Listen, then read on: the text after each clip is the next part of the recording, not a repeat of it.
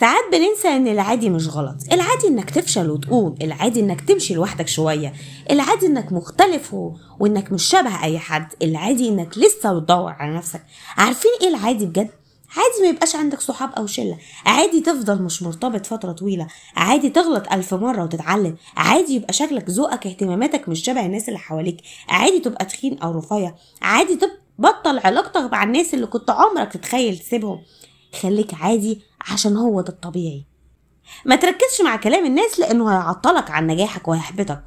لازم تبقى فاهم ان الدنيا فيها الحلو وفيها الوحش، وفيها الوحش لعامل نفسه حلو. حب نفسك واشتغل عليها، ركز في نجاحك وما تتأثرش بيهم، ولما يشوفوا نجاحك هيغيروا منك. نسيت اقول لكم، انا نادرة جورج وبقدم محتوى مش عادي عن زيادة الدخل وتطوير نفسك ونجاحك بشكل مش عادي. لو مهتم تابعني واعمل سبسكرايب وفعل الجرس عشان اللي جاي هيبقى اقوى.